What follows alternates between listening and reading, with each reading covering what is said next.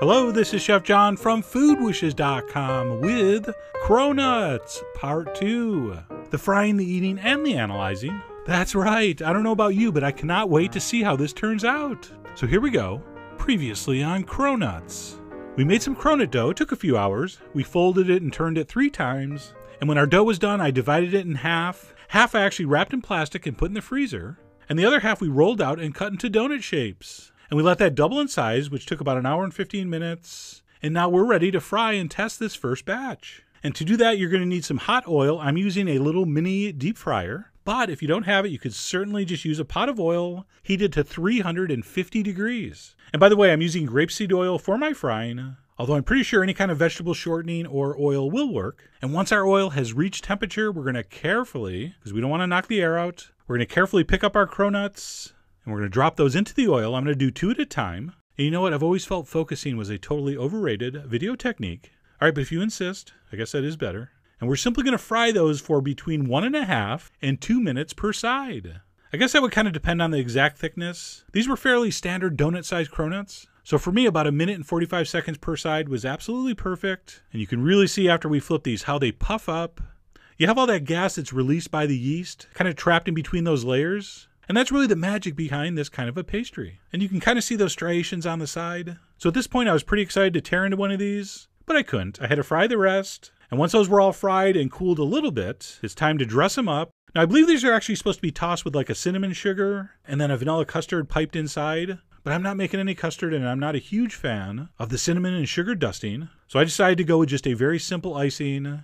And as you well know, all that is powdered sugar with a little splash of milk, a few drops of vanilla. You take your freakishly small metal whisk and you mix it up until smooth. And that's it. That's icing. Oh, and by the way, ignore the method I'm using to get the icing on the cronuts.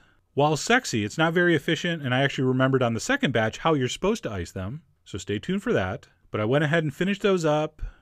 And at that point, there was nothing left to do but bite into one of these to see, and more importantly hear, how we did. So here we go. Yeah, that just happened. But they were as advertised. An exact hybrid between a crispy, buttery, crunchy croissant and a delicious fried yeast donut. Just incredible. Look at that. By the way, a heads up, the dough is not sweet. We only have a couple tablespoons of sugar in it. So I am relying on the icing here for sweetness. So just a heads up, if you're not going to ice them, do not expect these to be very sweet. Okay, so that batch was finished, and quite successfully, I might add. But we're not done. We're going to take out the other half of the dough that I actually kept in the freezer overnight and then thawed out this morning. So that'll answer the questions, can you make the dough ahead? Yes, you can. Okay, so we saw and heard what happened with just 3 turns. For this half of the dough, my plan was to roll it out into another rectangle, because I'm going to give it one more tri-fold, and then we're going to roll it, and then we're going to cut our cronuts. So we're going to fold that just like we did yesterday, and then we're going to roll it flat. And because the last batch was regular sized, I wanted to do these a little thicker, because the pictures you see of the original cronuts are much higher, which I assumed was not only from the additional layers, but also from cutting them thicker. So I'm only going to get 6 out of this piece, plus assorted extra holes. And yes, because this was a test, I wasn't so worried about the size. I probably could have used a slightly larger cutter for this batch and got 6 slightly bigger ones. But that's fine. It's all part of the learning process. And once I had all those stamped out, we're going to do the exact same drill as yesterday. We're going to let those double in size in a draft-free place. So I placed mine in a cool oven. And in about an hour or so later, they should double in size and look something like that. And you can already see this is significantly taller than the last batch. So as excited as I was for batch 1, I was even more hyped up for batch 2. Oh, I know I seem calm, but I get hyped. And then just as you saw earlier, we're going to carefully grab those without smashing them.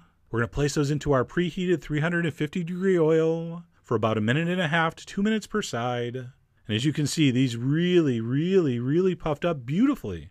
And yes, part of that is that we cut them thicker. But also, don't forget we gave it that extra tri-fold, which tripled the number of layers, which I believe is 162 layers at this point. Although I'm not exactly sure if that's right.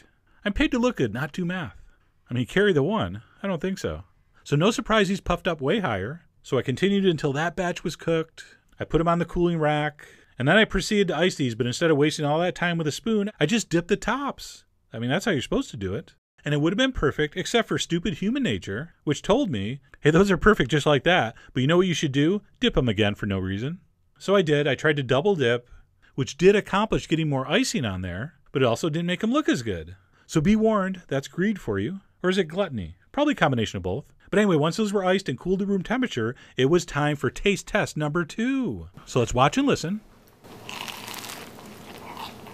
So you definitely still have that crisp exterior and that croissant-like texture, but despite being taller and more traditionally cronut looking, I think I actually preferred the first batch better. I don't know if it's because we had fewer and bigger layers of butter, or just because of the size they fried up crispier, but the first batch seemed more donut-like with the crispy benefits of the croissantness. But for me, the second batch seemed like more of a deep-fried croissant, or it didn't seem as donut-like. And don't get me wrong, both versions were enjoyed very much. So anyway, there you go. My first attempt at Cronuts. And by the way, I know a lot of you people have been emailing me concerned I'm going to get in trouble because Cronut is a registered and protected name by the creator of the Cronut, Dominique Ansel. So I did go with Cronuts, and there's a good chance I will be arrested and spend time in jail, which is fine. I think I would do pretty good in prison. I'm surprisingly thuggish. So anyway, kind of a project, but a very fun project, and something I hope you more adventurous food wishers will try soon. So head over to foodwishes.com for all the ingredient amounts and more information as usual.